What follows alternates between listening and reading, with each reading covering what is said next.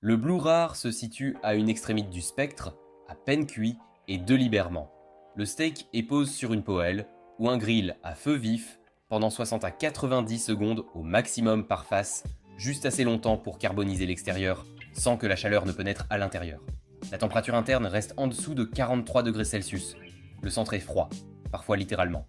Ouvrez-le et la viande est rouge violacée intense, proche de la couleur du foie cru, avec une texture plus proche du sashimi que de ce que la plupart des gens imaginent être un steak cuit. La croûte est tout l'intérêt. Cette saisie puissante produit la réaction de Maillard, une cascade de transformations chimiques qui débute aux alentours de 138 degrés Celsius et génère des centaines de composés aromatiques en même temps. Sans elle, le blue rare ne serait que du bœuf cru. Avec elle, il y a un contraste. Un extérieur brûle, légèrement amer, contre un intérieur riche en fer, minéral, presque sucre. Le nom vient probablement du français bleu, terme employé par les bouchers français pour désigner l'extrémité la plus froide de la cuisson. En France, c'est une commande tout à fait normale et banale. Aux États-Unis, de nombreux steakhouses refuseront ou demanderont une confirmation avant de le cuisiner ainsi.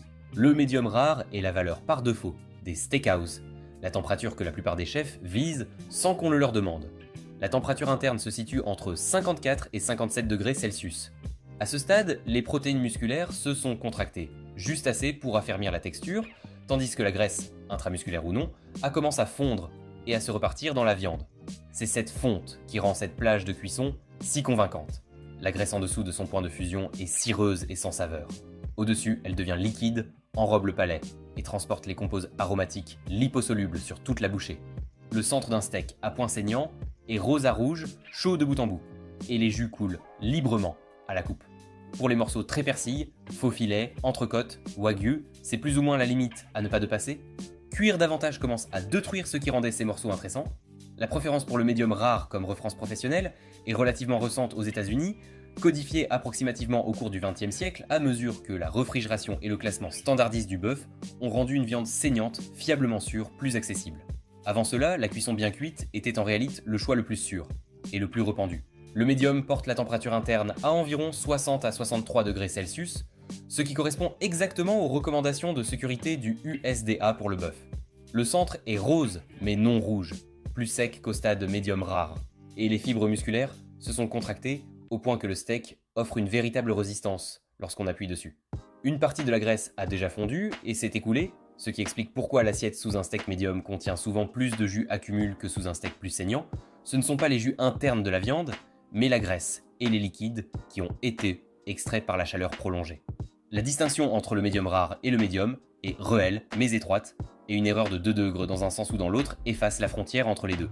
Cette étroitesse explique pourquoi les cuisines professionnelles utilisent donc des thermomètres à sonde et pourquoi le test de pression, appuyé sur la viande et comparer la résistance avec la base du pouce dans différentes positions de doigts, existe comme étalonnage approximatif sur le terrain. Le médium est souvent la demande de quelqu'un qui veut une viande cuite sans sécheresse, ce qui est raisonnable. C'est aussi parfois ce que dit quelqu'un qui veut un steak saignant, mais ne fait pas confiance au restaurant. Le saignant nécessite 2 à 3 minutes par face, suffisamment pour porter la température interne à environ 52 degrés Celsius. Le centre est maintenant chaud et non plus froid, et la couleur passe du rouge violace profond au rouge vif. Les fibres musculaires ont à peine commencé à se contracter. La texture est suffisamment souple pour que le steak cède sous une pression quasi nulle, et les jus qui s'en écoulent sont rouges, pas du sang, à strictement parler, mais de la myoglobine, la même protéine qui donne sa couleur au tissu musculaire. Cette distinction a son importance, car on les confond constamment. La myoglobine est soluble dans l'eau et devient rouge au contact de l'oxygène. L'hémoglobine reste dans le système circulatoire et est en grande partie drainée lors de l'abattage. L'idée que des jus rouges signifient une cuisson insuffisante relève de l'esthétique, pas de la sécurité alimentaire. Les recommandations du USDA fixent désormais le minimum de sécurité pour le bœuf entier à 63 degrés Celsius, ce qui place techniquement le saignant en dessous de cette recommandation, bien que le risque de contamination dans les morceaux entiers se situe en surface et non à l'intérieur, et que cette surface est entièrement cuite. Le steak frite est un classique des bistrots français. Un steak saisi à la poêle, presque toujours cuit, à point saignant, servi avec une portion de fines pommes de terre frites. L'association semble évidente avec le recul, mais elle est devenue une institution culturelle grâce à des conditions économiques spécifiques. À la fin du 19e siècle à Paris, les bistrots servaient une clientèle ouvrière qui voulait une nourriture copieuse, rapide et abordable. Le steak, à cette époque synonyme de morceaux moins coûteux comme la bavette, l'équivalent du flank steak, et les pommes de terre frites, étaient tous les deux bon marche, rapides à préparer et calorifiquement substantiels.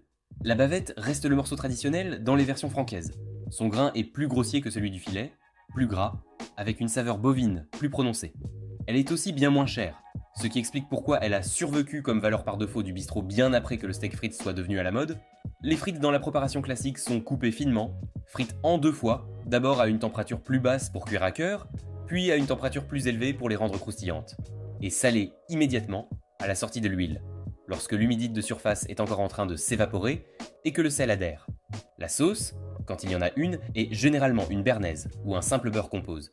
Le plat a traversé en Belgique, où il est devenu sans doute plus national qu'en France, la culture des frites belges est distincte, plus ancienne et plus élaborée, et arrive dans les bistrots et les brasseries américains lors du renouveau de la cuisine française dans les années 80 et 90. Le steak tartare supprime complètement la chaleur, du bœuf cru, généralement du filet ou du rump steak, est haché à la main ou finement moulu, puis mélange avec un jaune d'œuf, des capres, des échalotes, de la moutarde de Dijon, de la sauce Worcestershire et l'acide que préfère le cuisinier. Il est servi froid, immédiatement. Le plat entier existe en tension, avec l'idée que le bœuf nécessite une cuisson pour être sans danger, ce qui explique en partie pourquoi son histoire s'est attachée au tartare, des peuples nomades d'Asie centrale, qui, selon la légende européenne, attendrissaient la viande crue sous leur sel, lors de longues chevauchées. Cette histoire est presque certainement apocryphe.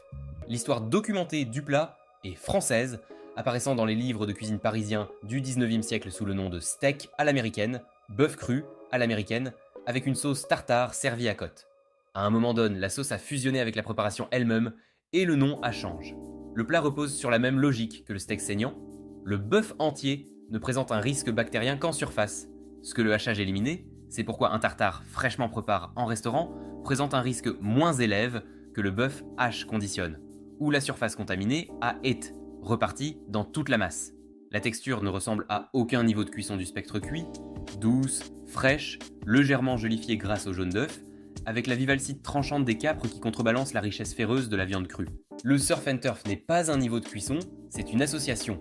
Bien qu'il ait sa place ici, car il a restructuré la façon dont les Américains commandaient passer le steak pendant des décennies. La combinaison de bœuf et de fruits de mer dans une même assiette est devenue une institution des steakhouse américains dans les années 60, portée par 2 tendances économiques simultanées, le homard bon marché de l'Atlantique et le bœuf de plus en plus standardisé, issu des parcs d'engraissement industriels. L'association la plus emblématique du plat est le filet mignon et la queue de homard, bien que les crevettes, le crabe et les noix de Saint-Jacques apparaissent dans diverses versions. Le nom lui-même est de l'anglais américain familier, apparu pour la première fois à l'écrit vers 1961 en Californie. Aucun restaurant fondateur n'a été définitivement identifié. L'association avait des précédents plus anciens. Les huîtres et le bœuf figurent tous deux sur les menus victoriens. Mais le surf and turf en tant que combinaison délibérément commercialisée semble être d'origine américaine du milieu du siècle. La logique du plat est texturale et tonale, la richesse de la graisse de bœuf contre l'iode et la délicatesse des crustacés. Le niveau de cuisson du composant steak dans les commandes de surf and turf tend vers le médium, car de nombreuses personnes qui le commandent n'appartiennent pas au même groupe démographique que les puristes du médium rare. C'est une généralisation, mais les données de commande des steakhouse le confirment régulièrement. Le bien cuit signifie que la température interne a atteint 71 degrés Celsius ou plus, et à ce stade, la transformation de la viande est totale. Toute trace de rose a disparu. Les fibres musculaires se sont entièrement contractées, expulsant la majeure partie de l'humidité. La texture est ferme, parfois dense, et la graisse, plutôt que de fondre uniformément dans la viande, a en grande partie été cuite. Pour les morceaux de qualité bien persille, cela se considère comme du gâchis. Pour les morceaux plus durs et plus gras, paleron, poitrine, certaines catégories de rond, le bien cuit obtenu lentement sur plusieurs heures est en réalité la bonne approche, car le collagène qui rend ces morceaux coriaces nécessite une chaleur soutenue pour se convertir en gélatine, ce qui donne à la viande braisée son aspect soyeux. Un steak bien cuit sur un grill rapide et une braise bien cuite sont techniquement à la même température interne, mais produisent des résultats entièrement différents. La critique des préférences pour le bien cuit dans la gastronomie est réelle, mais parfois exagérée. Au début du XXe siècle, la cuisson bien cuite était la pratique américaine standard, en partie par crainte genuinement fondée de la contamination bactérienne, et en partie par méfiance culturelle envers la viande rosée. L'évolution vers des préférences pour des cuissons plus saignantes aux États-Unis s'est accélérée avec la prospérité de l'après-guerre et l'essor de la culture des steakhouse dans les années 50 et 60.